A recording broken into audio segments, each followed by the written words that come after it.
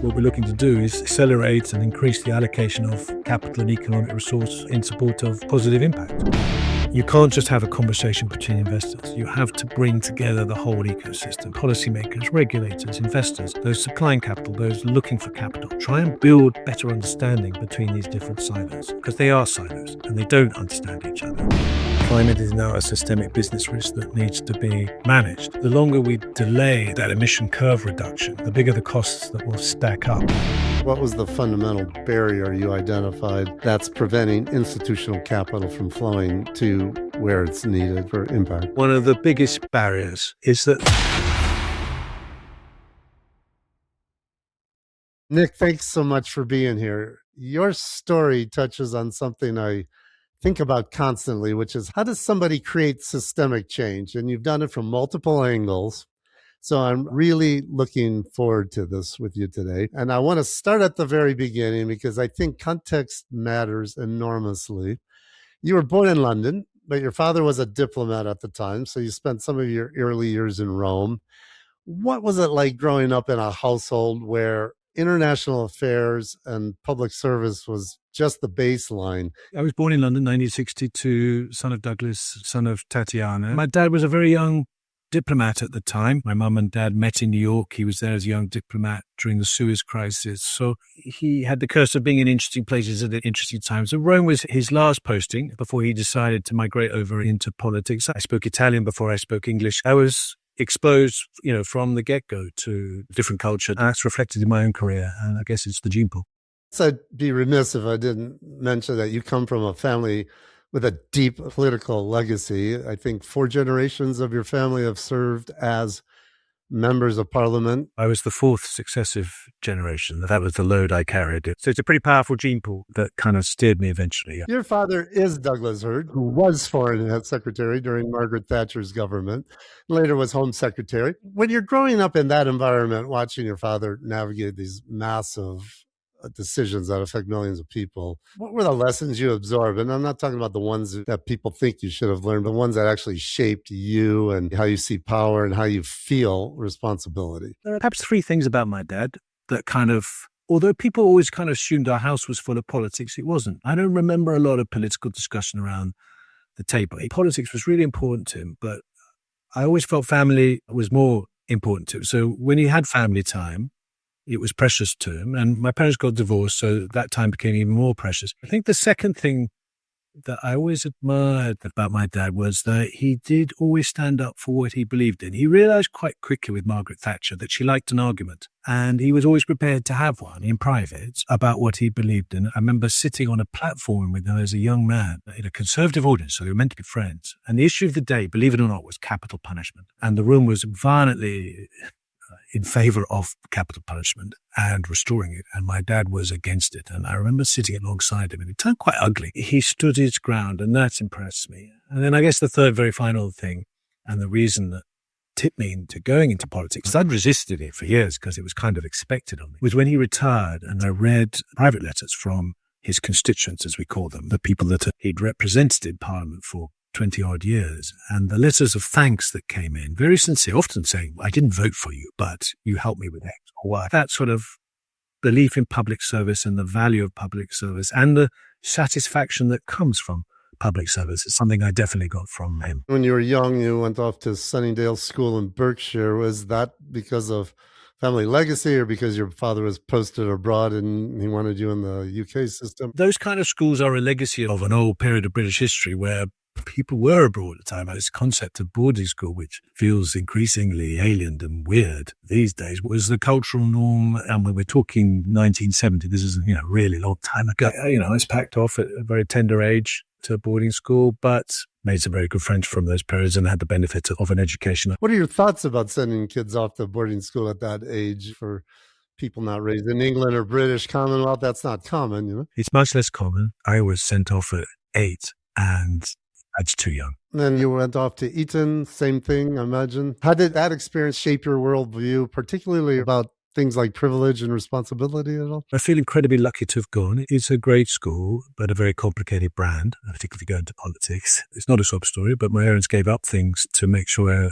I went there and got the best education I could. So I'll always be grateful for it. And I had the privilege of being taught by extraordinary people. I made friends that tended to be my great life companions, as it were. I think it did instill in me a sense, look, I'm very lucky to be here, and I kind of need to use what I get from here for some form of broader public good. Then off to Exeter College at Oxford, which interestingly enough was the same college that Sir Ronald Cohen went to, who later became the pivotal figure in your impact investing journey decades later. I guess you couldn't have been there at the same time, but I've nevertheless find these connections fascinating. I listened to a great episode with Ronnie. I was obviously a teacher that had a very big influence in Ronnie's life, if you remember that interview. Similar story with me, a tutor who kind of really helped build my confidence, my academic ability. And he suggested this college in Oxford. He knew Oxford well, and he thought it'd be a college that would suit me well, slightly lower profile. And he was right. Then you come to what seems to me to be a critical fork in the road. You might have gone straight into government service. Some people might have thought that could have been the expected path given your family background. But instead, you went into the investment industry as a buy-side analyst at Morgan Grenfell. What was your thinking at that point? Again, Scott, this was a completely different era. At that time, it was easy. People came to Oxford and say, we want you. And a nice man in a nice suit came up to me and said, come to Morgan Grenfell and we'll pay you well and we'll teach you lots. At that point, I didn't know what I wanted to do. I knew what I didn't want to do, which was to go into politics, in part because I was sick and tired of people expecting me to do that. And I still had the advice given to my father in my ears, which is, if you go into politics, do something else. Have some experience. Take some lived experience into that place.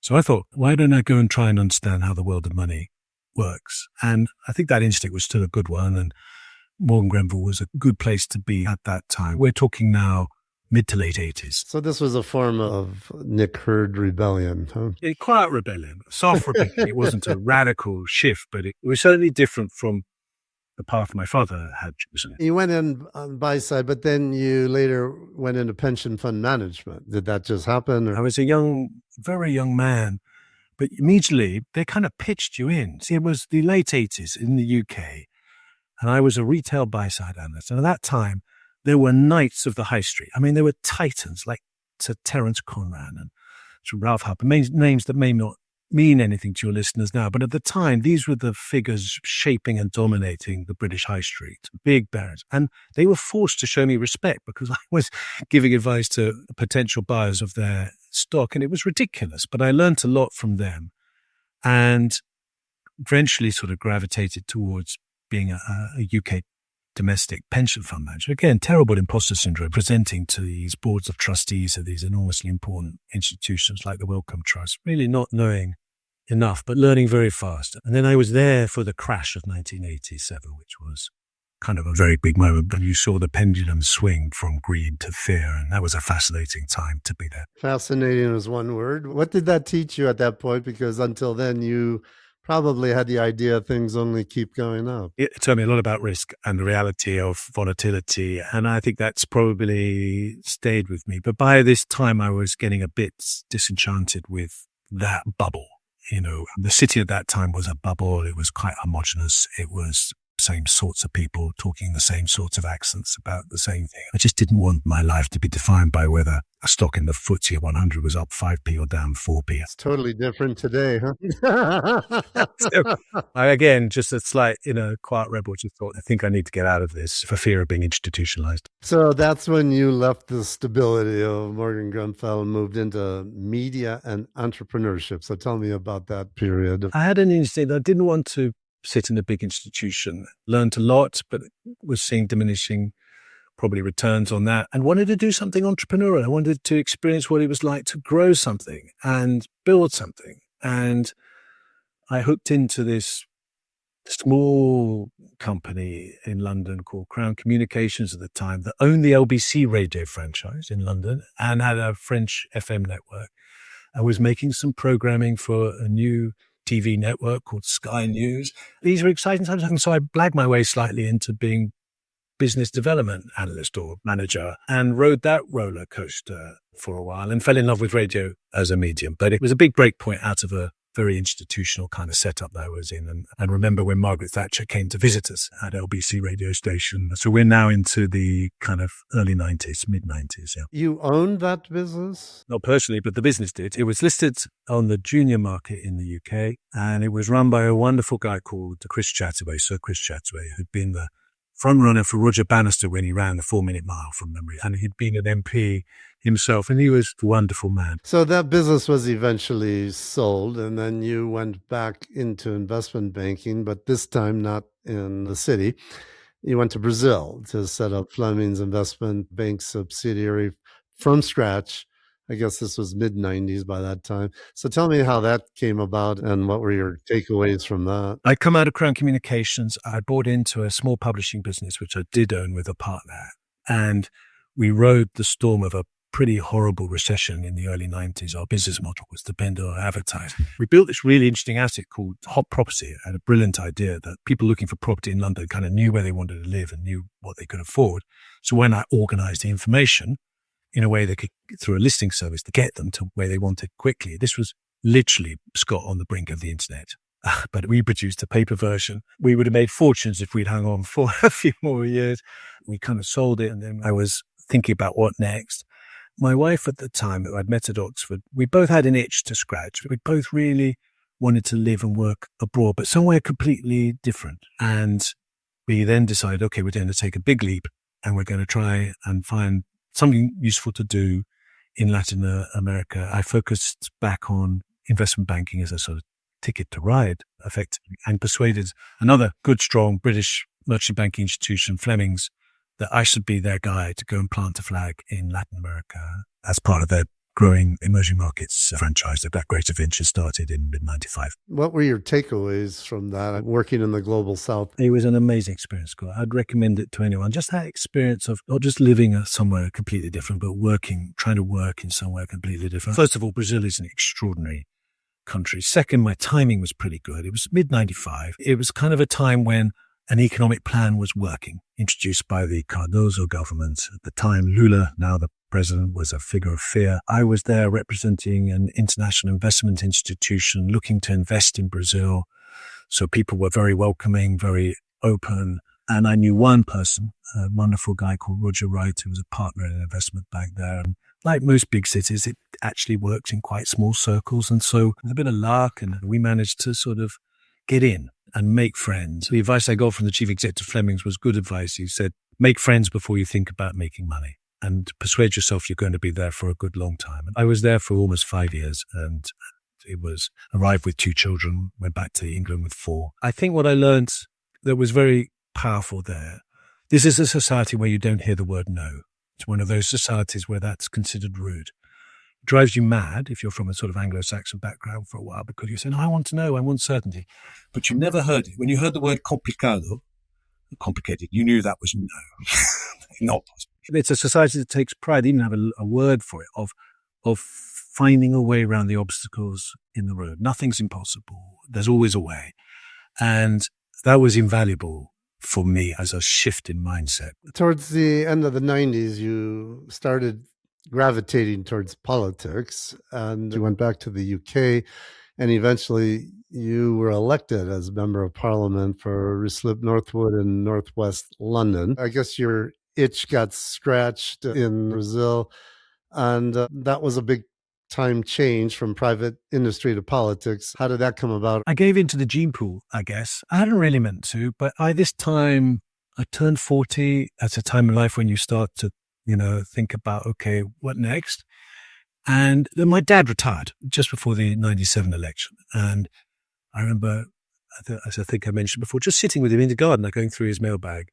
And those letters I mentioned before just brought home to me, actually, this is a job where you can actually make a difference to people's lives in a way. And I thought, I think this might suit me. Dad never pushed it at me at all, but was quietly encouraging. Then you have to climb a few mountains to get to the point where you're selected by a local association to be their candidate at the next election. Then you've got to win the election. I got lucky and very proud to represent Ruislip Northwood and Pinner, and started a relationship over 14 years, which was really important to me. You were a brand new MP, and you chose to focus on climate change. Now, this is around 2005. Climate wasn't the mainstream political issue it is now.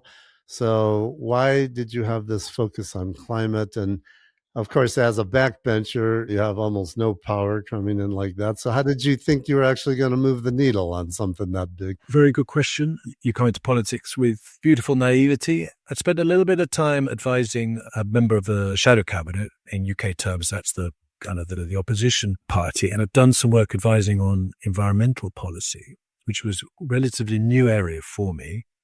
And as I got deeper into it, particularly climate change, I thought, for my generation of politicians, this is the biggest political challenge, because the politics of climate change, they're still complicated, but were really difficult, because in effect, you were trying to build a proposition to the taxpayers of today that they should make some sacrifice, incur some cost, that we should invest in an uncertain future to try and mitigate an uncertain risk. Now, the precautionary principle was the one we were applying. This seems so long ago, because now we're in a different world where these risks are real, but these were early doors in terms of the science. Right? I thought, okay, this feels really difficult, really challenging politically, but it feels really important. I'm going to deep dive into this. And so I got involved on the committees in Parliament that shaped the really groundbreaking legislation in the UK that set our framework of accountability for our long-term climate targets. The UK is one of the few countries in the world that puts these targets into law, breaks them down into 5-year carbon budgets, and set up an independent scrutiny mechanism to keep the government honest on this. And so I was very proud to be part of the cross-party dialogue on how to set up that framework of accountability. And that was quite early doors in terms of my career in Parliament. And at that time, importantly, Scott, there was a political consensus on this. The legislation that I'm referring to, I think only 3 members of Parliament voted against it at that time. So it was an extraordinary moment of building cross-party consensus on a very difficult, uncertain subject. Was that the Sustainable Communities Act? I'm referring to the climate change law that became an act which the Blair government introduced, and my boss, David Cameron, supported. The Sustainable Communities Bill Act was something I had the chance to take through as a private member. Very occasionally, private members have a shot at taking legislation through. Normally, of course, it's led by government, but there's a mechanism that allows private members to propose a bill. And if the government tends to be supportive of it, you've got a chance. Private members' bill, very occasionally, they succeed. And so that was one of your first wins, right? But then in 2010, coalition government forms and you become minister at the cabinet office with the civil society brief. And I think you ended up serving this role until somewhere around 2014. You had a specific encounter as a young MP that convinced you that the UK needed to build a market called social investment. Can you tell me that story? So before the 2010 election, I was made the shadow minister for civil society. I was in the civil society brief, if you like, for almost 5 years in government and then 2 years or so in opposition. So one of the best things I did as a young member of Parliament was accept an invitation from a think tank called the Centre for Social Justice that was doing really important work at the time, probing the terrible social inequalities in the country. And they issued an invitation to young Conservative members of Parliament. And they said, look, our offer is we want you to give us a week and we're going to send you to a part of the country you've never been to before. And you're going to live with people you've never met before, but you're going to spend your time at a community organization so that you really understand their agenda was to really raise appreciation of this incredible ecosystem that we have in the UK of what we now call the social economy. And I accepted this invitation and found myself in a city called Carlisle on an estate called the Raffles Estate that had been torn apart by riots a few years before. And in the heart of this estate was this community organization. Extraordinary. What was striking to me was that the state, if you like, the government was pretty invisible on this estate. You didn't really see the police. Everything reverberated around this community organization, and people's sense of well-being and their stability and it flowed through that organization. So I thought, wow, this place feels really important. There was an extraordinary person driving that organization called Barry. And I asked Barry a question. I said, how much of your time is spent fundraising? And he said, 85%, trying to raise grant money. And I thought, what an incredibly high opportunity cost for this organization that the key person, the leader, an extraordinary leader, was actually spending 85% of his time trying to keep petrol in the tank and raising money rather than focusing on the outcomes of this extraordinary organization. And the more I bounced around that system, I came across other extraordinary people and extraordinary civil society leaders with similar percentages. And I thought, this is really inefficient. And then I came across this idea of social investment, but not for everyone, for organizations that had assets or had revenue streams. Why not see if you could offer an alternative, which was the opportunity to access, flexible, patient, I'm tumbling cliches now, but flexible, patient, long-term capital as a more efficient option than the treadmill of trying to refresh erratic grants. It was that kind of very human encounter with something brilliant that was inefficient and could be improved. It was really about trying to find a more efficient funding model for some of the most important organizations in the British economy. You went on to lead the government work to create Big Society Capital, now renamed Better Society Capital. And it was funded with like 400 million quid from dormant bank accounts, another 200 million from some of the larger banks under the Merlin Agreement. I've had Nick O'Donohoe and Sir Ronald Cohen on previously where we talked about this. But for people new to this, can you just explain in simple terms what is Big Society Capital and why did the UK need a social investment wholesaler at that moment in time? Walk me through the logic of that model. So the starting point, it's a new government with a new Prime Minister, David Cameron. David Cameron has a political program called the Big Society. And at the heart of that was a very powerful narrative around the opportunity and the need to find better ways for governments and socially responsible business and empowered civil society to work together in a more effective way to try and deliver better responses, better solutions to some of the big intractable social challenges of the country. At the heart of that was empowering of social economy and the civil society organizations I've just been talking about.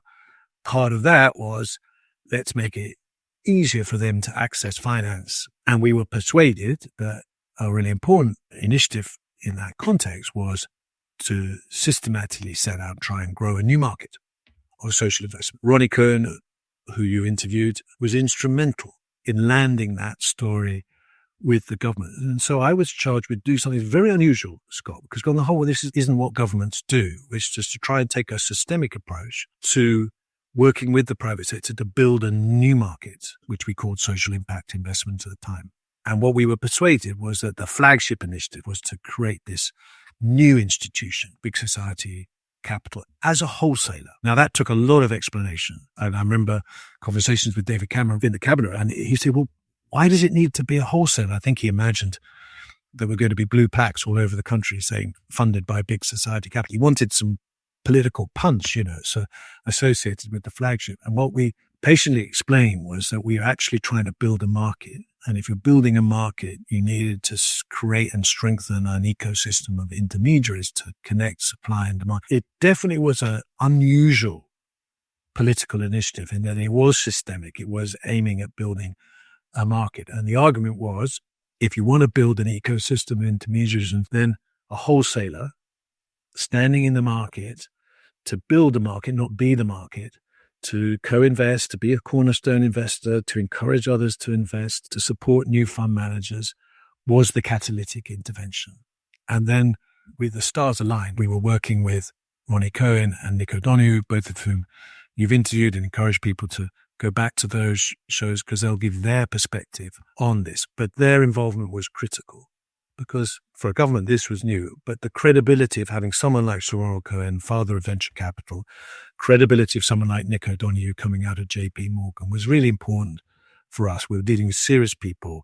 They genuinely believed there's an opportunity. And David Cameron, to his great credit, gave us 100% of the first allocation of dormant assets, gave us full permission to gently persuade our four biggest banks as part of the peace dividend from the financial crash to put equity on the cap, be a part of the cap table, built an institution that was far bigger than the market justified on the basis that you chuck a big rock in the pool and people will notice and come and say, okay, well, government seems serious about it. And it worked. And we did a whole ton of stuff around that as well. But that was the flagship, the most catalytic intervention. And I think everyone involved and the objective building a market was achieved because there's now an £11 billion social investment market in the UK that wasn't there before, with a kind of impact story that's exactly what we hoped for. I'll put the links in the show notes to those back episodes. That wasn't the only thing I spoke about with them. There's chunks of the story back there, and it's very interesting. But while you were there, you were part of pioneering outcomes-based finance during this period and developing new concepts like social impact bonds and outcome funds. And this was a fundamental shift from paying for an activity to paying for results. And you're doing this as a minister for civil society, working, of course, with civil servants. So how difficult was it to shift the civil service mindset from spending a budget to buying outcomes? I could imagine there might have been some resistance you may have encountered. The context helped, Scott, because now we're talking 2011, 2012. So we've got a country in a fiscal crisis, a government with a mandate to try and address that. There's not a lot of money around. The key word is austerity. That's a context in which you can make the case for doing things in different ways.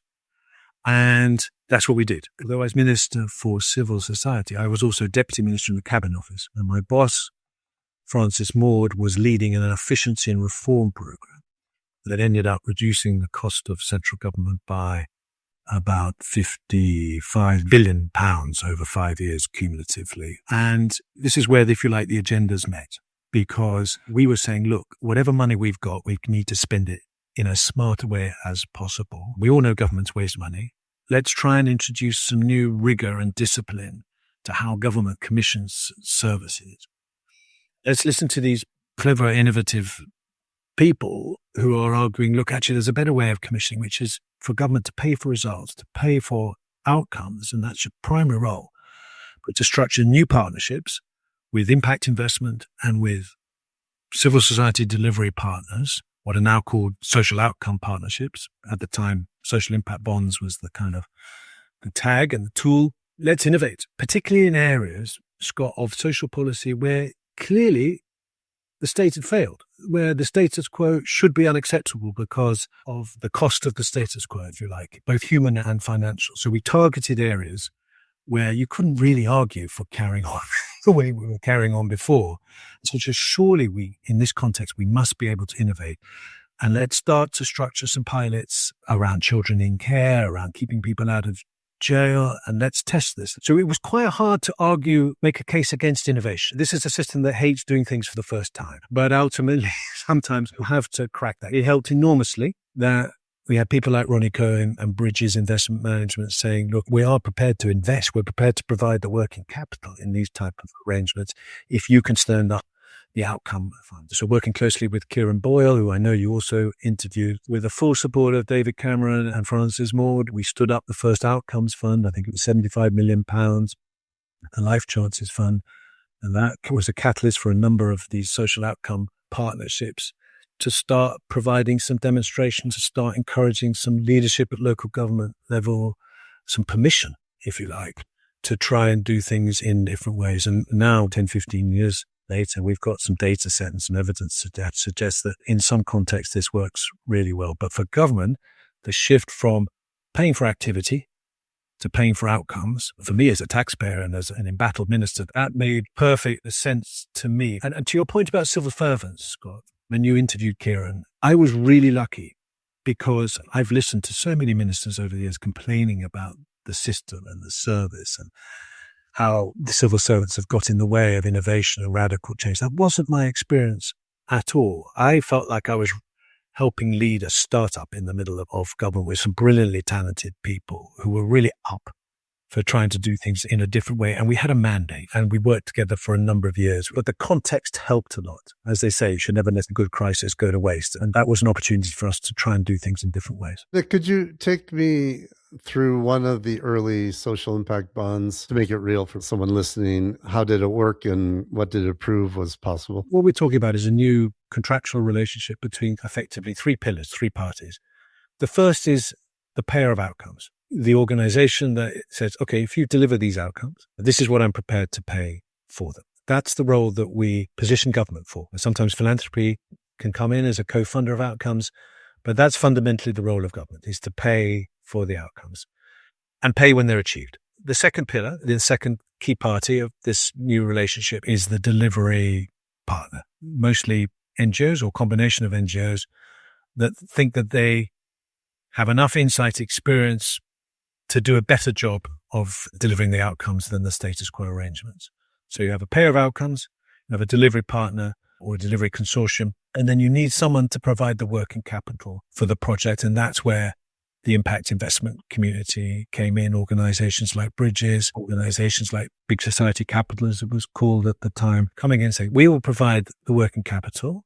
We'll take a view on the probability of success. We'll provide the working capital and we'll get repaid out of the outcome payments. That's broadly the structure. So for the government, it's a good outcome because you pay for success and you pay when success is achieved. And so that sometimes defers the liability. And for the impact investor, there's the opportunity to combine high impact with acceptable financial return. But you can imagine this is quite a significant transfer of risk from the states to partners and required a certain amount of courage from the broader community to do something different. As we're talking now, this kind of approach has been piloted in 35 countries around the world, over 200 of these kind of partnerships. They tend to work best in areas of high existing cost of the status quo and areas of complexity where often a more holistic approach is required. Think of things like keeping people out of jail, where our track record in the UK has been horrendous. So the first social impact bond was literally attached to a jail, Peterborough Jail. But over time, some of the work we were doing, children in care, seemed to be a particularly promising area. I think the cost of a child in care is around £40,000 a year. That's just the financial cost, but the human cost, you can't put a value on it because the state is a lousy parent. The consequences of that are enormous. That was an area crying out for innovation. Local governments like Essex, for example, back in the day were pioneers and saying, no, we want to experiment with this because what we're doing is not good enough, but we'd like your support, central government, to provide us with what were sort of top-up outcome payments. Because if we deliver better outcomes here of keeping more children in Essex out of care, there's going to be a benefit to the central government and the taxpayer. This should be reflected in a contribution to the outcome payment. So we set up a fund in the central government to effectively be like a top-up fund for outcome payments for these kind of outcome partnerships that were blossoming around the country. Homelessness in Greater Manchester, great results there. Better outcomes at a much lower cost. Employability, helping young people into employment, another area where this has delivered good results around the world. The Education Outcomes Fund, at least 3 funds now in Africa, helping governments there to provide better outcomes. They're using this model. It's evident around the world. And what we're waiting for now is scaling it. I'm delighted to see that the UK government, the new UK government, the Labour government, has just committed to a £500 million outcomes fund, which is 7 or 8 times bigger than the fund that I helped to initiate. In one example, you mentioned recidivism in jails or homelessness. How did it work, if you remember, just so people can visualize this? For the Peterborough, the original one got decent results in terms of the outcomes and return money to the investors. I mentioned the homelessness in Greater Manchester. That delivered better outcomes than the program that it replaced at a cost that was around 60% of the original cost. Obviously, what matters most is the human outcome, if you like. Less people homeless in Greater Manchester. But for a government that had an efficiency agenda, to deliver more with less is a great outcome. And we did innovative things like we put out rate cards that kind of were very transparent around the cost to government of the status quo, the cost of failure. That created space for people to innovate and say, look, we see your costs. We think we can help you deliver better outcomes at a lower price. And that was quite a big cultural shift. And then we set up a commissioning academy to cost nothing, but we basically a learning network for commissioners around the country to learn from each other, to encourage each other, to build confidence, swap data, swap information. Again, just part of this groundswell of building confidence in a new way of doing things and a system shift, really, in terms of how public money should be spent. So during this same period, you also shepherded the Social Value Act through Parliament, and that requires public commissioners to consider social value in procurement decisions. On paper, that sounds transformative. In practice, I'm curious, did it actually change behavior or did it create another box ticking exercise? And what did success look like for that? Again, context there. You remember we talked about a private members bill that I took through Parliament. It's called the Sustainable Communities Act. So I had to make an argument about the difference between value and cost, and that the opportunity was here for people spending public money to maximize the total value from the public pound that they were responsible for, and won that argument. And so it was put on the statute book, and there was a lot of debate, well, is this worth anything? But it's still there on the statute book many years later, and it's evolved to tighten up on the accountability. They actually have to account for it. And then on the statute book, it hasn't been spat out despite many changes of government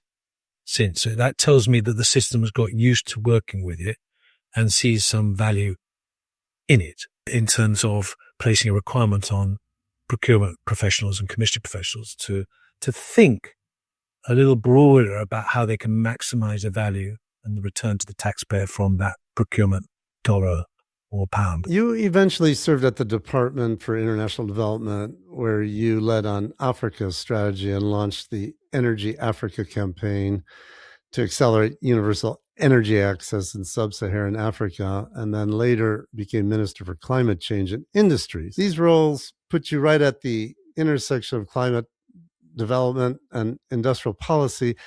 How did those experiences shape your thinking about the need to integrate social outcomes into climate finance? At the time, I was a minister in a department called DFID, or Department for International Development. It's disappeared now. It's been sucked up into our Foreign Office.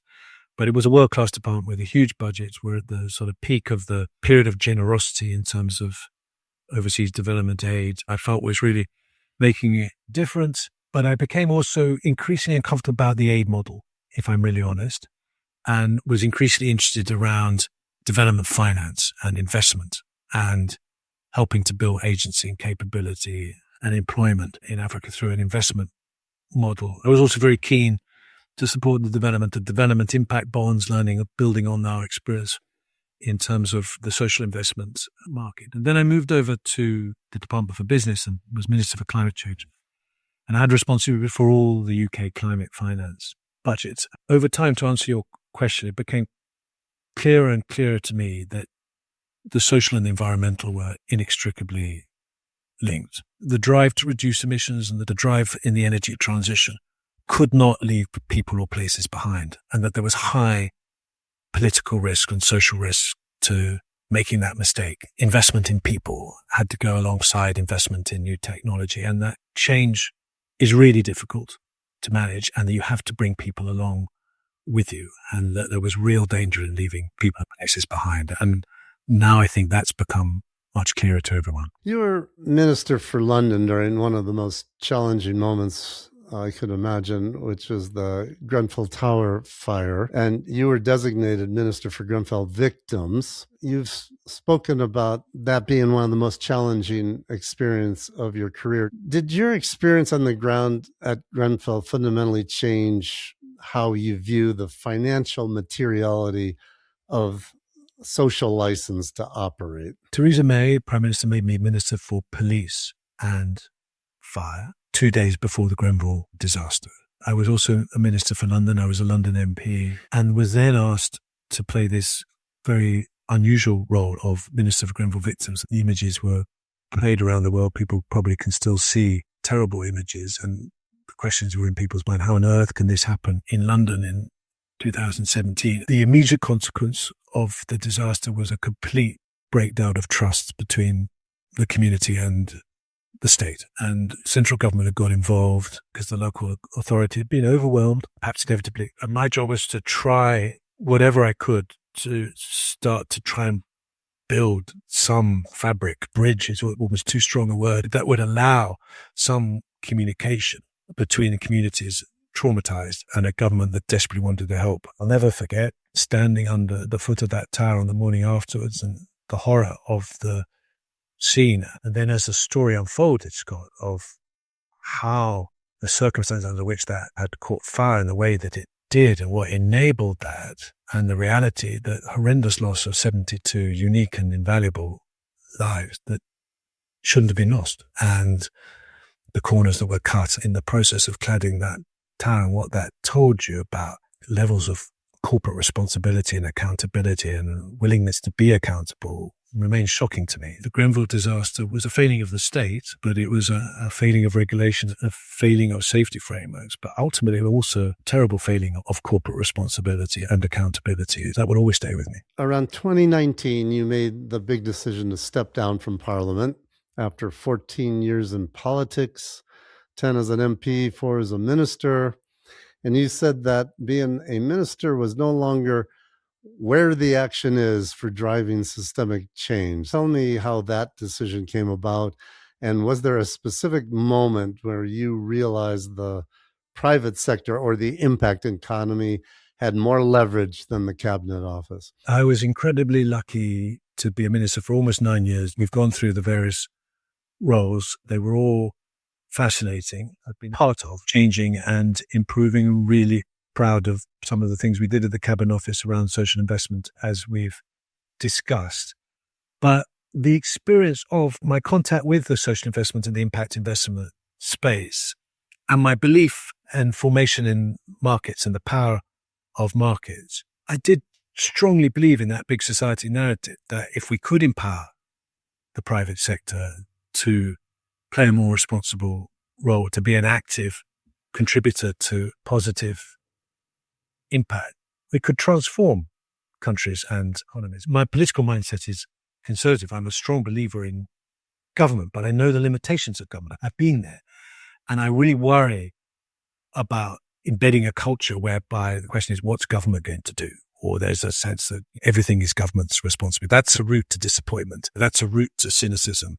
That's a route to what we're seeing at the moment in terms of populism and kind of the lies that get told to the public. I'm a strong believer in the need for system change. And I felt that our system for allocating enormous global wealth, running into hundreds of trillions of dollars, was barely engaged with the opportunity to generate positive impact. And because I believed and continue to believe that there is a business case for private capital to engage with the opportunity to generate positive impact through allocation of resource, I felt this is a huge lever where I've got a little bit of experience. I've got a bit of insight. I've been part of system change. I've been a part of proving this. Maybe the next chapter of driving change and making the world a better place, it's better for me to try and place myself in the private sector, the private markets, and work with others like Ronnie to really try and move the money. Since leaving politics, you've taken on a few roles that sit right at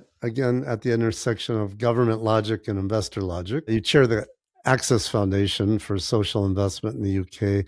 Can you just give me a high-level overview of what Access does and why it exists? So Access plays a really important role in the ecosystem of social investment in the UK, and it's something that I wished I'd set up earlier. The seed of the idea was being planted when I left office. To some degree, it's a sibling of what's now called Better Society Capital.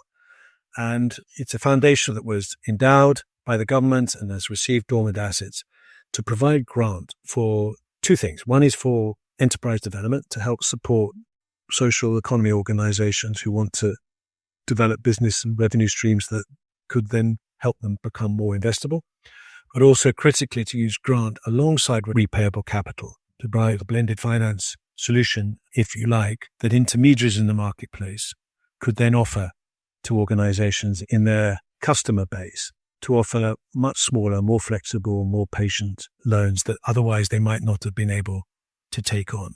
So in a way, it empowers a first step, if you like, on the ladder towards embracing social investment as a tool for a more efficient kind of financing system for our social economy to support their resilience. So grant that can be blended with repayable capital to offer a different type of loan into the market and support for enterprise development to help the bankability and investability of social organization, but very much got with a focus on moving money into areas that need it most. So what we're most delighted about as a board is the data that shows that how much of our money is going into the most deprived communities in the country.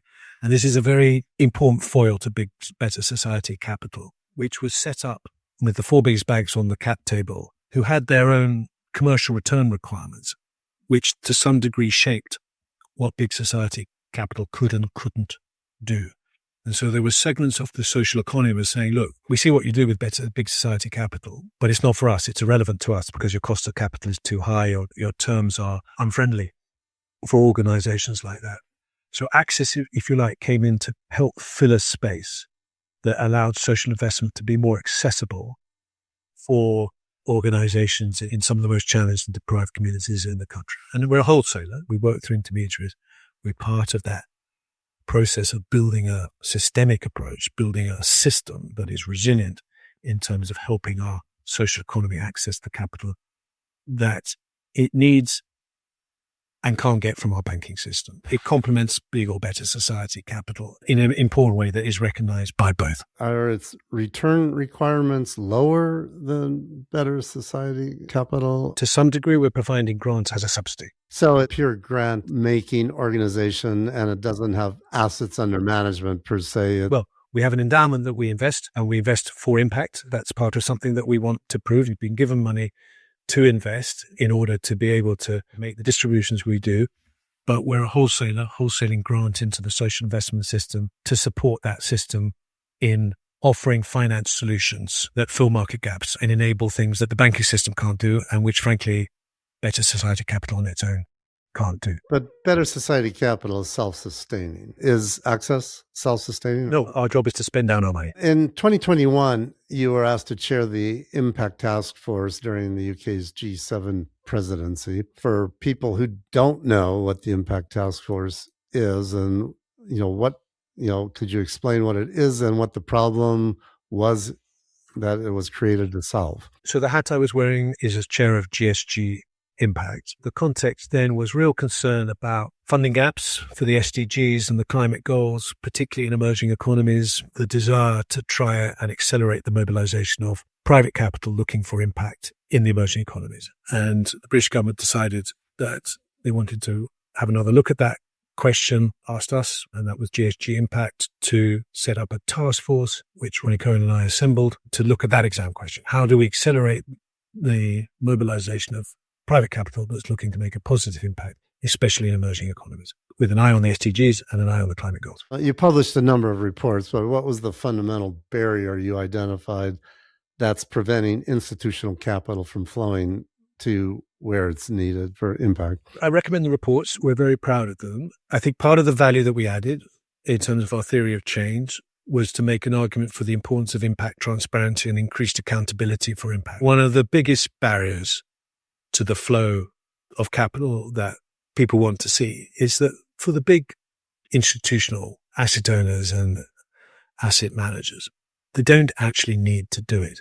Investing in emerging economies that are below investment grade because they get satisfactory returns elsewhere without taking that risk. So unless you transform the landscape of information and incentives, inertia will prevail. Those of us who kind of aspire to system change and want to be part of driving change know that one of our biggest enemies is inertia. The system we're trying to change is the system that takes decisions on allocating our global wealth. And that's a system that plenty of people do very well out of at this moment in time. The argument for change is not universally held. So you have a lot of conversations with big Australian pension funds. And push comes to shove, they don't need to allocate capital to Kenya and Nigeria, let alone Burkina Faso or Togo. My private and very candid view that has evolved over time is that the debate around mobilizing international capital scale into emerging economies, the barriers now are really well documented. There are very serious, substantial risks, political risks, forex risks. They're well documented.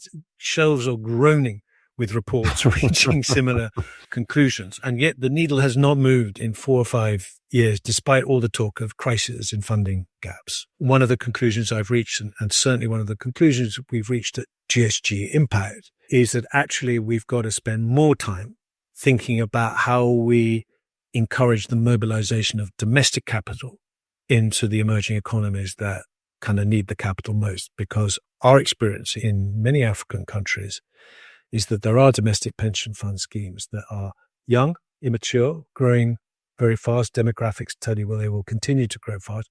That at the moment are not investing in their own economies. They're tending to take sovereign risk. Part of the exciting opportunity now, and one we're actively engaged with, is to focus on creating the right environment for how domestic capital that isn't bothered about Forex risk or isn't so bothered about political risk can engage with investing for impact in their own real economies. I don't think we should give up on the opportunity to mobilize private capital at scale into emerging economies. If the question is how you drive capital to the economies that need it most, that are below investment grade, the inevitable conclusion is you have to dump a whole lot of resource into catalytic capital or whatever tag you want to put into in terms of risk adjustment mechanisms. And that resource is finite and precious and needs to be used very smartly. But I think in parallel, we as a system and a community that cares about this need to focus more and more on mobilization of domestic capital and domestic resource, which is growing and is there to be influenced and should have the incentives to invest in their own economies and help build agency and capability and employment that way. The Impact Task Force has been working closely with the ISSB, which is the International Sustainability Standards Board, and the IFVI. We love our acronyms, the International Foundation for Valuing Impacts. And these institutions are trying to move us from what you've called impact as PR to impact as math. Tell me what you mean by that. And are we closer today to globally consistent impact reporting that institutional investors can actually trust and use, or are we still stuck in a too many frameworks world? I think we're moving in the right direction. And actually, what excites me about this, Scott, and this is my sort of political lens on this, I think transparency is a very powerful tool because information is power. The transparency agenda is to some degree a transfer of power. And my experience is that once you give people power in the form of information, it's very hard to get it back. Transparency tends to be a one-way street. My basic premise is that we live in a much more complicated world where the landscape of risk and opportunity has been transformed, not least by climate systemic risk, and that those looking after our money, those charged with a fiduciary duty to look after our money, have a responsibility to be as good as they can be in terms of optimizing their processes around risk assessment and risk management. And we all want investment decisions to be taken with the best possible information.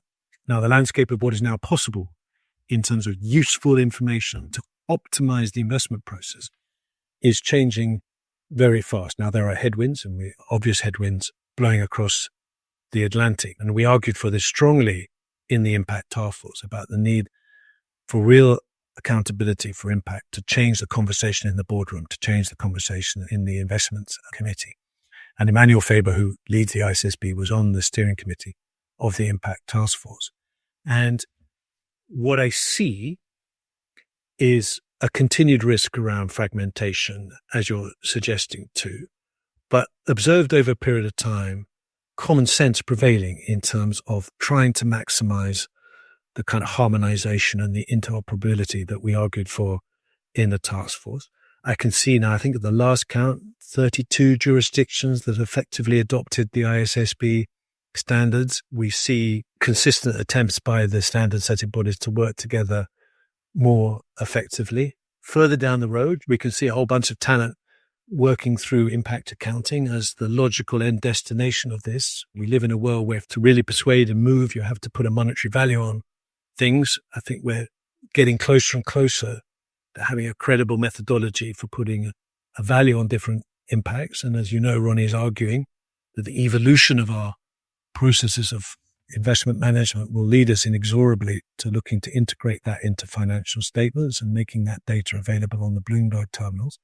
I've learned never to bet against Ronnie. I think this will happen. And the reality is that we can't continue to invest and generate economic activity in a world without regard for the social and environmental impacts, because we've got more and more evidence about the costs and the systemic risks associated with ignoring them, which is what we've done for decades. There are frustrations, of course. There's lots that is suboptimal, but the direction of travel is pretty clear for me. We must always take care not to distinguish between the cycle and the structural trend. Now, there are headwinds. There's dilution, softening of ambition, but I think the direction of travel will be led by investors who want useful information to optimize their own processes. I'm excited about that because the future has got to be one in which there is more accountability for impact. I think the only thing I would say, as we argued in the report, this process of setting standards for disclosure cannot be a process dominated by the richest economies and the biggest companies. We argued in the report and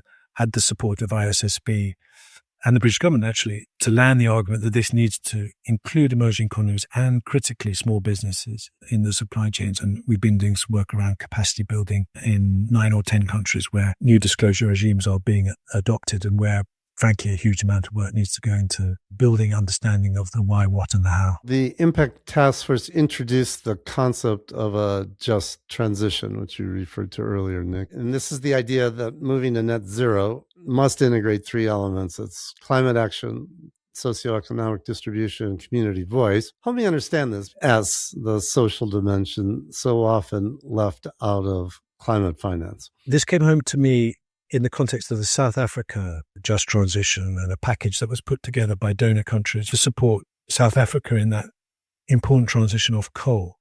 And it became quite clear looking at that process that insufficient thought had been put into something that seemed very obvious, which is what's the story for the communities where coal is the lifeblood, where, livelihoods of so many families depend on this industry? Where's the investment story about alternative livelihoods or community development support for the losers in that process? And there had been arguably insufficient political attention paid to that by the donor community, which is surprising. I'm not so surprised by how the champions of green investment in the private sector didn't attach importance to that, because all they're really interested in is the technology and the return on the technology and the investment proposition. But we've seen time and time again how the social element has been overlooked. And it's not smart, because if you overlook the social element, overlook the need to bring people with you, the chances are handbrakes are going to be introduced into the process that carry cost and friction and add risk. So we saw this in the UK, for example, where there was a big push behind onshore wind, controversial technology, lots of communities against it, political resistance very strong. There's no real systematic effort to ask up front, okay, what are the incentives for the community to embrace this? And let's get this right, because if we get this right, we're going to travel down this road faster. I saw from the South Africa context that not enough thought had been put into it. And I see it now again around the world where the cost of living comes forward as a strong political agenda. And yet linked to that is some political instincts to put the brakes on the net zero agenda linked to cost of living.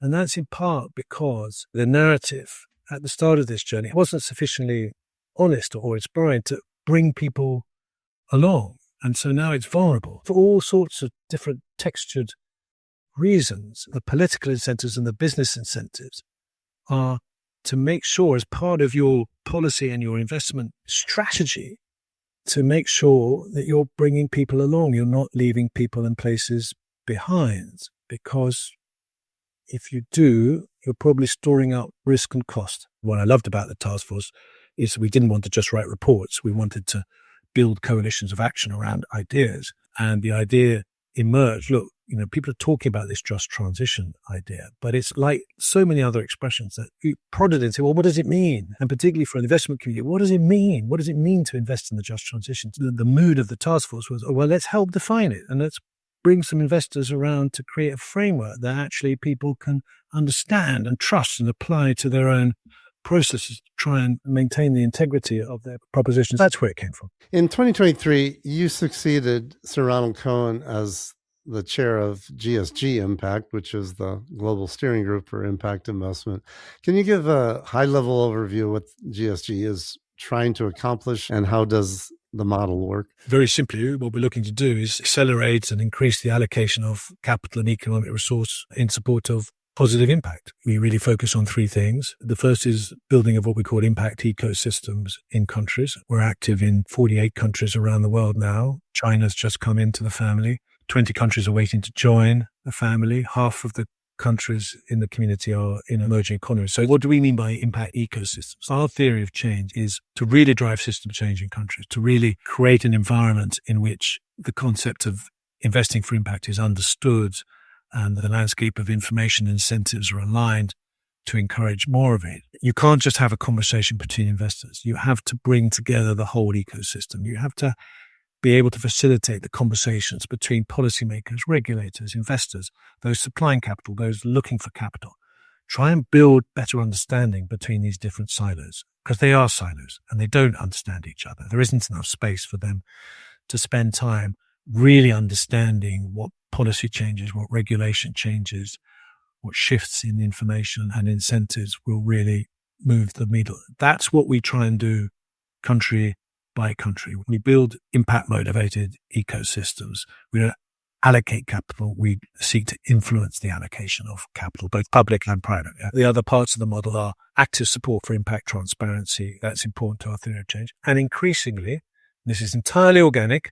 It's actually come out of our colleagues in Africa. Actually, they've taken the lead in saying what we want to do is help structure new investment vehicles that fill market gaps in our economies to try and mobilize capital, particularly around access to finance for SMEs. So building impact ecosystems, supporting impact transparency movement, mobilizing impact capital. Those are the three pillars of our model. And the roots of it is the G8 presidency of 2013, where David Cameron, as Prime Minister of the UK, had the presidency, said, look, I'm really motivated by what we're doing in the UK to mobilize social investment. And we talked about that at the top of the conversation. Can we build a task force to share this and encourage the other countries in the G8? Russia was involved at that part, to learn from each other and encourage more of this. So that's how GSG was kind of effectively formed. It's now 48 countries and continuing to grow. But what does a national partner, let's say in Ghana or Nigeria or Bangladesh, look like compared to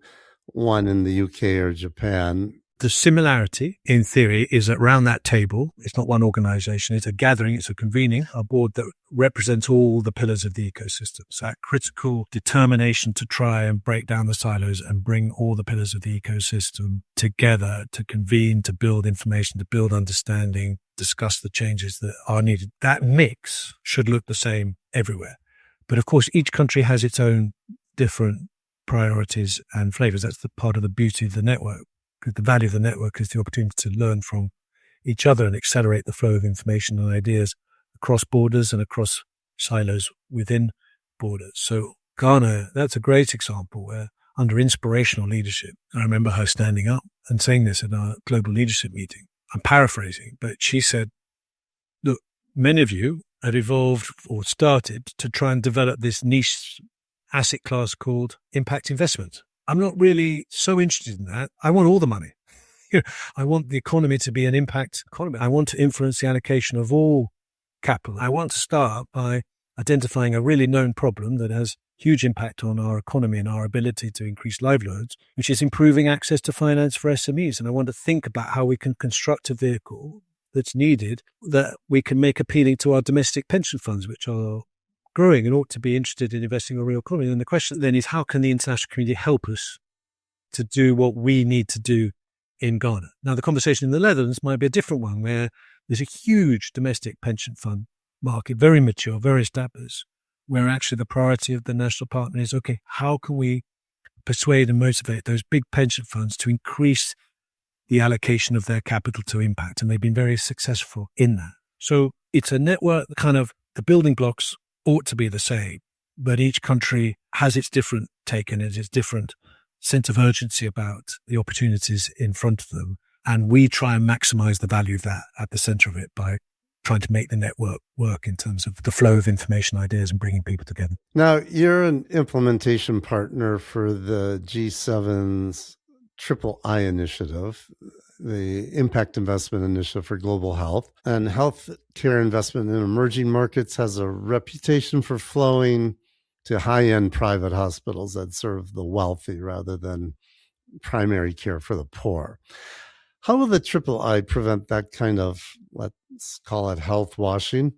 And are you pushing for specific impact accounting metrics in health to ensure capital actually reaches the underserved, or is this going to be another case of good intentions with marginal execution? So again, the context was a G7 presidency, in this case the Japanese, who had a very strong interest in impact economy and impact invest, encouraged indeed by our own national partner in Japan, who'd been influential. And they decided they wanted to launch their own impact investment initiative focused on global health, which has again been a long-running priority for the Japanese politically. We were engaged to work with the government in standing up effectively a coalition of investors and to bring together a work program, which I think, Scott, to your point, was very alive to risk of where capital had flowed before, and whose starting instinct was to try and make sure the capital was mobilized into kind of high impact areas, into countries where it was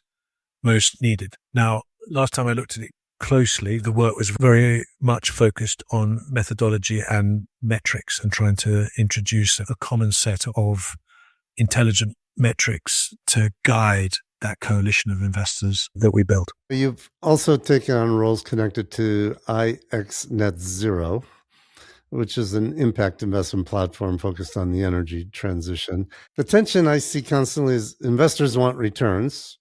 The planet needs rapid decarbonization, and those two things don't always align, at least not perfectly. How do you actually balance genuine climate impact with delivering returns, and what governance mechanisms keep that honest and prevent greenwashing? IX Net Zero, this is effectively a private equity platform looking to deliver private equity returns focused on the energy transition space, in practice largely focused on alternative fuels. So the investor base there attracted but expecting private equity returns with impact. And that mattered to me because you'll have had conversations with other people around return expectation in the impact investment space. And the old question is, does impact investment necessarily need to trade-offs in terms of return and impact? The reality is, yes, sometimes it does. And for certain types of capital, that's okay. But it's also possible, though not universal, to achieve market returns in the asset class that's appropriate. And I wanted to be part of testing that. And there are certainly challenges in the green tech and the green investment space at the moment, but actually we've realized investments that have delivered the kind of returns that people came in for. We set up frameworks in terms of the impact measurement methodology, but you'll know, Scott, the impact investment community continues to make progress on credible methodology to tell a genuine story around measurable, hopefully additional impact. And that matters a lot, again, in the context where we see a $40 trillion ESG market that's at a pivotal point at this moment in time where we can't be sure where the exact direction of travel is. We would love to see that capital move, if you like, to the right in terms of ambition and commitment to actually tell a measurable story about impact, which is the point of vulnerability at this moment for much of that capital. By IX Net Zero, definitely set up to deliver market returns, measurable impact in terms of emission reduction. We're seeing more companies quietly drop their net zero commitments. What do you think is happening with that, and what does it mean for the future of climate finance? I think two things have happened. The first, most important, is the political climate has changed. The energy around net zero had a political motor, right? Paris Agreement, governments around the world signing up to net zero, 95% of the global economy now covered by net zero targets. So obviously the business community responded to that. That was the wind in the sails. Obviously net zero will require seismic change in almost all the economic systems we depend on. If you're a business leader at that time and you weren't on that dance floor, you were pretty lonely. But it changes. And the change exposed that a lot of that was crap, basically, and superficial in terms of its commitment, both in terms of the political commitment and the business commitment. And the two obviously play off each other inextricably, because obviously when the wind changed, many people in the business community were saying, well, actually, this is really difficult and this is really expensive. And the political wind was changing to competitiveness and securing jobs. And so there's an audience for that business. And these two communities feed off each other. I think that interaction kind of explains some of the unwinding. Do you think it's just the pendulum swinging back slightly because it had been oversold? I think there's something in that. Arguably the pendulum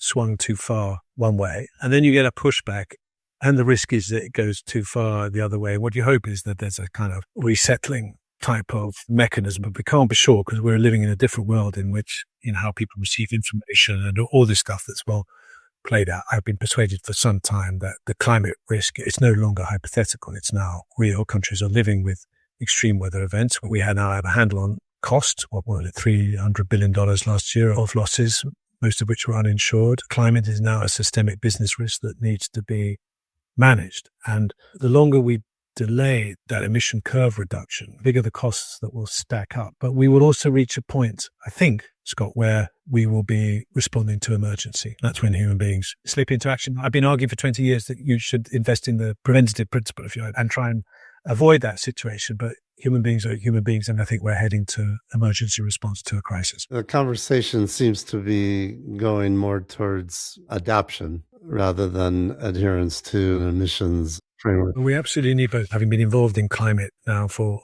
on and off for 20 odd years, my current focus is on mobilization of private capital into adaptation and resilience and carbon removal. That tells you something about where I think we are. You can't adapt your way out of a 4-degree world. I think we are making some progress, just not fast enough. But as the cost curves respond and the economic case grows, I'm quite confident we'll accelerate, but we've left it too late to avoid some very dangerous climate instability, which we now need to be better prepared for. You've spoken about the $100 trillion wealth transfer to the next generation that's happening over the next couple of decades. The hope is that younger investors will naturally demand that their money creates positive impact alongside returns. Do you believe that this demographic shift will force the financial system to adopt the risk-return impact model naturally?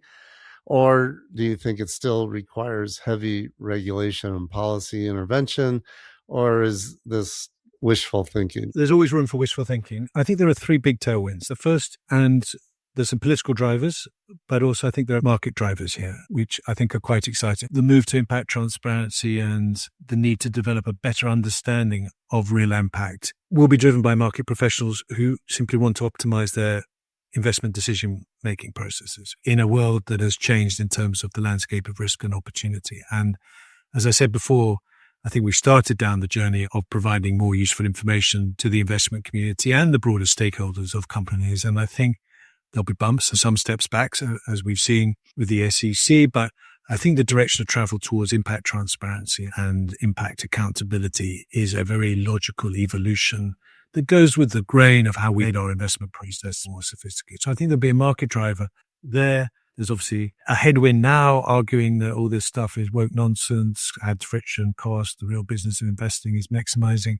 return. But I think that's an outdated argument for reasons I've tried to explain. I think the pressures on government to do more on climate will grow. There will be more societal pressure to be less tolerant of impact ignorance or impact indifference. All investment is impact investment. The uncomfortable reality is that for decades, arguably centuries, we either have not known how to distinguish positive and negative impact, or we haven't cared enough to find out. We're now in a situation where increasingly we've got the tools, the methodologies, the incentives to make better judgments, better informed about what is negative impact, what is positive impact. And I think it's in the government's interest to encourage that, because who pays the bill for external costs that are not paid by businesses now, which is the consequence of allocation of capital negative impact? They're external costs picked up by taxpayers. And I think tolerance of that will diminish. And I think we will increasingly work towards a world where externalities will be priced and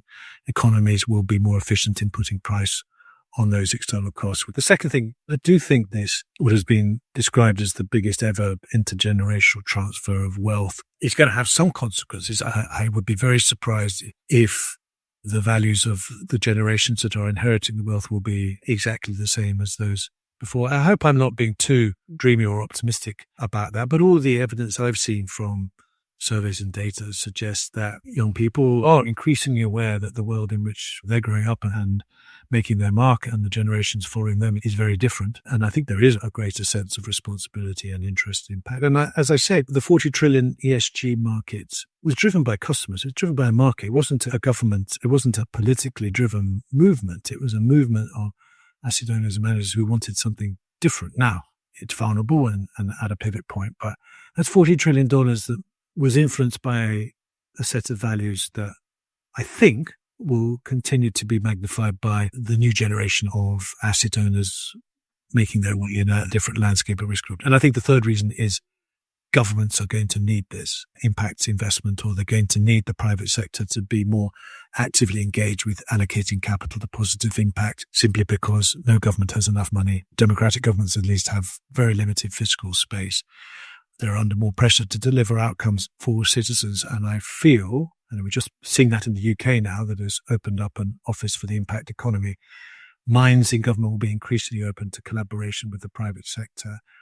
And that will lead them to dip into the toolbox, which I had at my disposal a coming back to the top of this conversation, because governments continue to have very powerful toolbox in terms of the ability to change the rules, shift incentives, and setting a direction of travel and expectation. And I think this will lead to more creation of opportunities to invest for impact and a greater set of incentives to do so. I think that's where the puck is rolling. We've tangentially referred to this, but I want to ask you head on about this growing political backlash against ESG, particularly in the United States, but somewhat here in Europe as well. And this is the narrative that ESG is either distraction from fiduciary duty or woke capitalism or greenwashing. At the same time, you and GSG are arguing for something more ambitious, what you call impact economies, where there's more accountability for impact and more resource allocated for positive outcomes.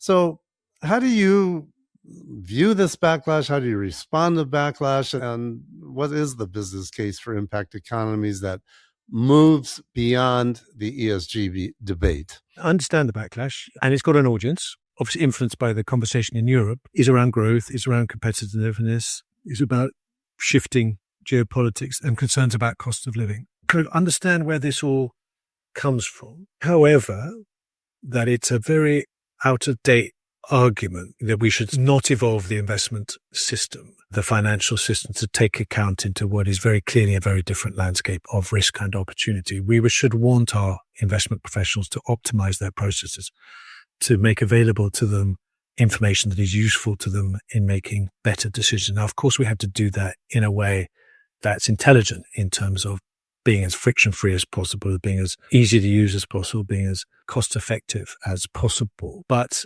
we certainly believe that impact economies will be more successful economies, because within those economies, there will be a better understanding of risk and opportunity, and the landscape of information and incentives will be there to steer resources more effectively to activity that underpins a more inclusive and resilient model of growth. We think it goes with the grain, as we discussed before, around generational shifts and new definitions of success in terms of investment and business, and seeing that in kind of entrepreneurial instincts and the kind of businesses that people want to form and be associated with. So I think the argument that investment is just about maximizing kind of short-term return through a risk-adjusted lens is a bit out of date, because the impact lens is increasingly there and available for us to help make a better, more rounded, more holistic decisions around what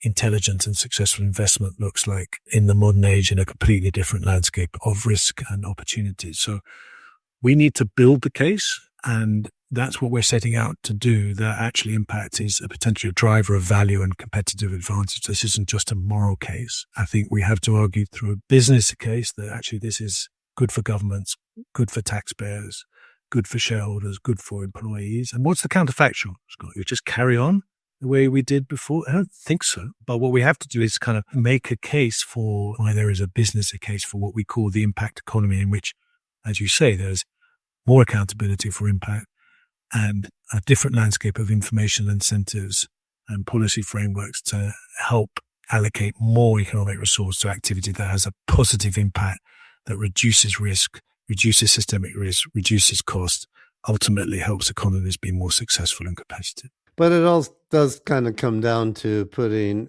everything on a level footing so that you're comparing apples and apples.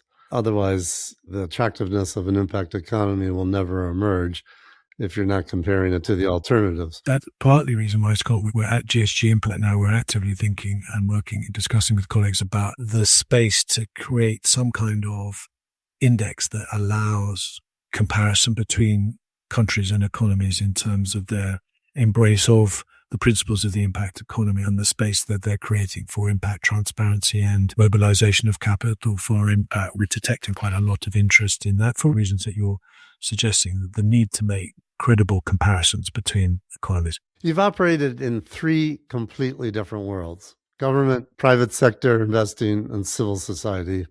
And you've said that these sectors speak different languages and that your value add is being a translator. So where is the biggest translation failure happening right now?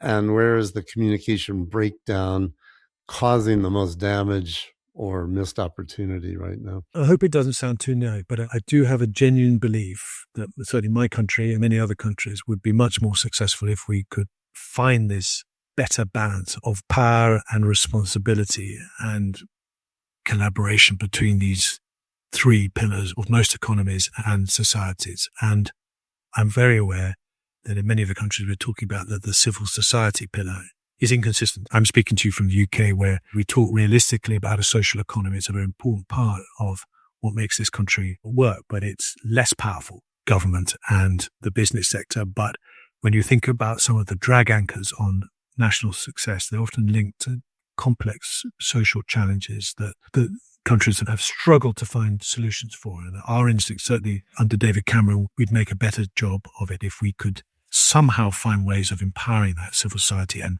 bringing them more onto the pitch to work with government to help deliver better outcomes through social outcome partnerships and things like that. What I observe is that on the whole, government and private sector are different people, different mindsets, different priorities, different cycles of decision making. There's huge value in trying to create the space to build trust and understanding and the basis of some sort of collaboration, which is why, for example, in the climate space, I'm a big supporter of country platforms, which are spaces whereby public and private work together to really understand what needs to happen in order to mobilize private capital in support of the climate goals of the country. And that tends to focus on what needs to happen to create a pipeline of genuinely investable opportunities so that the talk about moving money actually turns it into action. But you need to create that space for that conversation and that trust and that understanding to build. And in terms of civil society, I look at models like the outcome partnerships that we talked about before, which we've now got some data and evidence to show what can be achieved if you create the right model of collaboration between state, private sector and civil society, where the roles are really clearly defined and really what counts is the outcome. And all the incentives are aligned for all the parties to work together to secure the outcome. None of this is easy. But again, what's the counterfactual? Government's carrying on failing, business sector carrying on doing its own thing and contributing to some of the systemic risks that we're all aware of, and a civil society that feels disempowered and disenfranchised and not respected or listened to. I know what future I prefer. Nick, I've got a few last rapid fire questions to wrap up our talk here. So just give me whatever comes to your mind, or if nothing does, feel free to take a pass because that's okay too.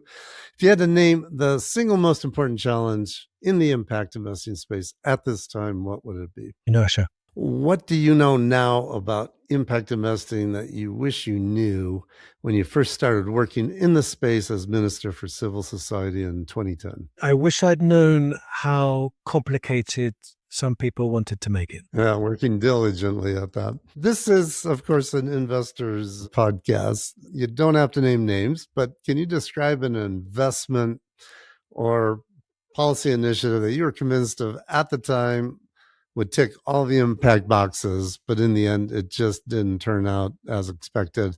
And what was the lesson learned from that experience? There was one policy intervention, and that was the introduction of a social investment tax relief. And we thought this was brilliant. We thought this was game changer in terms of shifting landscape of incentives to invest for impact. But the take-up was really disappointing.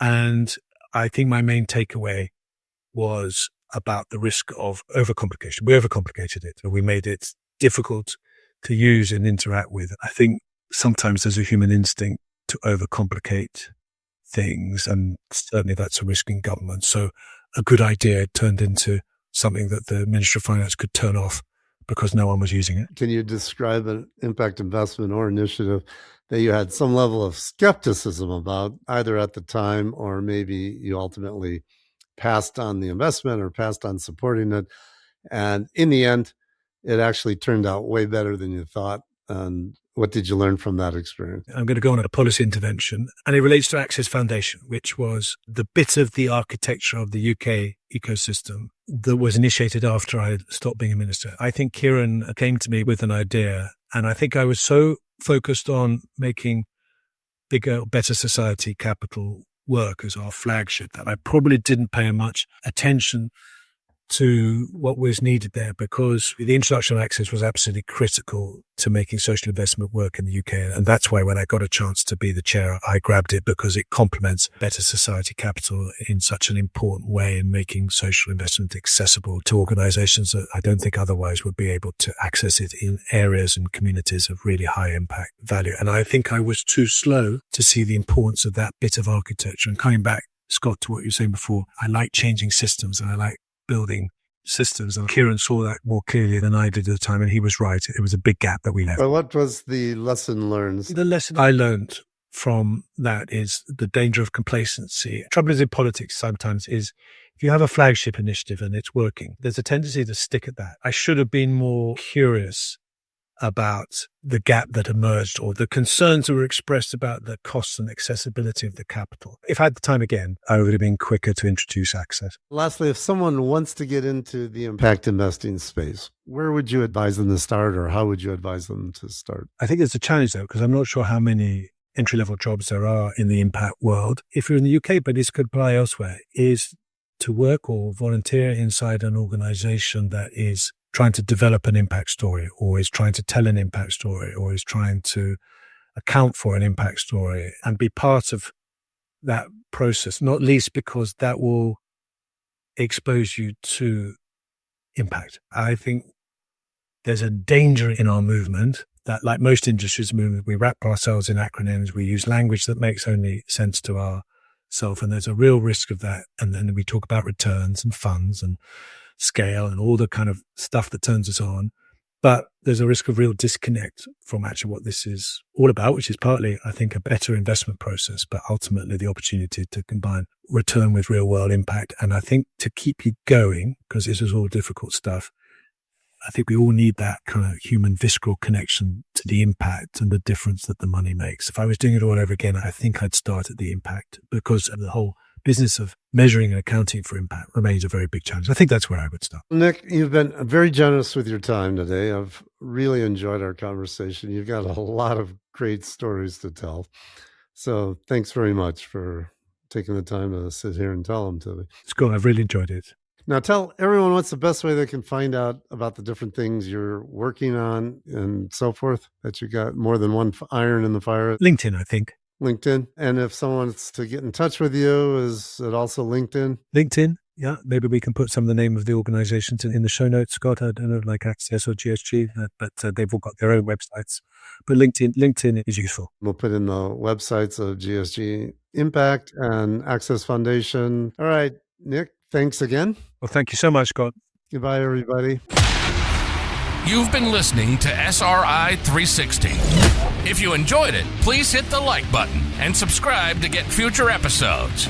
You can find an archive of all previous podcast interviews and more articles and information on SRI, ESG, impact investing, sustainable investing, and socially responsible investing at our website, sri360.com.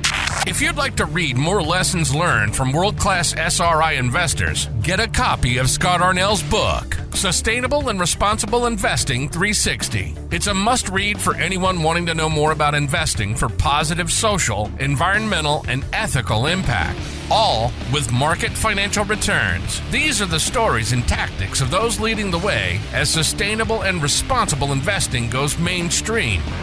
Sustainable and Responsible Investing 360 is now available in hardcover, ebook, and audiobook format wherever books are sold.